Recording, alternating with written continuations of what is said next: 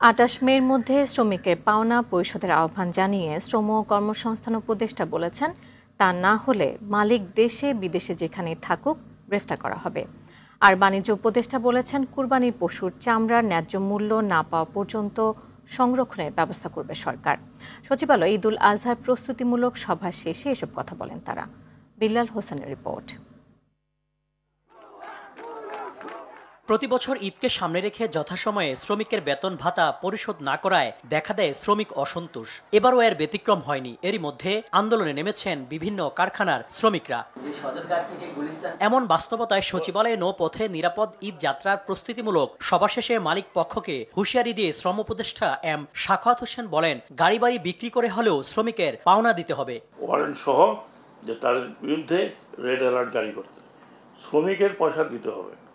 সেটা বাড়ি বিক্রি করে দেখ, আগেও বলেছি, গাড়ি বিক্রি করে দেখ, যা খুশি তাই বিক্রি করে দেখ। যে চালাতে পারে না ফ্যাক্টরি, যে শ্রমিকের বেতন দিতে পারে না 2 মাস 3 মাস, তার তো এই সেক্টরে থাকা উচিত না।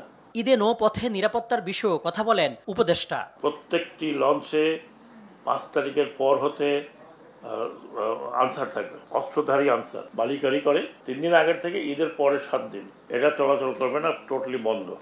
এদিকে কুরবানির সুষ্ঠু ব্যবস্থাপনা নিশ্চিতের সভা করে বাণিজ্য মন্ত্রণালয়। পরে পশুবাহী গাড়ি ও হাটের চাঁদাবাজি বন্ধ সহ বিভিন্ন প্রস্তুতির কথা তুলে ধরেন কমিটির সদস্যরা।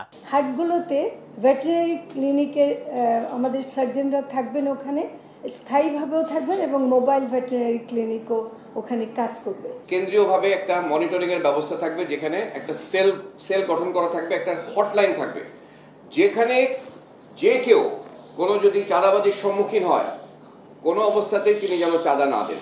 বাণিজ্য উপদেষ্টা শেখ বশিরউদ্দিন জানান, সিন্ডিকেট ঠেকাতে চামড়া সংরক্ষণের জন্য মাদ্রাসা ও এতিমখানায় বিনামূল্যে 30,000 টন লবণ সরবরাহ করা হবে। এই বছর এই তথাকথিত সিন্ডিকেশনটা জন্য কাজ করতে না পারে, সেটার জন্য আমরা এটাকে মজুদ সহায়ক করে তোলার চেষ্টা করেছি, যে যেন ওনারা উপযুক্ত মূল্য না পেলে লবণ দেওয়ার মাধ্যমে যেন ওনারা এটাকে মজুত করতে পারেন। হাটের হাসিল 5% থেকে কমানোর চেষ্টা চলছে বলে জানান তিনি। হাসিল যেটাকে উত্তোলন করা হয় সেটাকে যেন 5% থেকে কমানো যায়। বিল্লাল হোসেন, RTV, ঢাকা।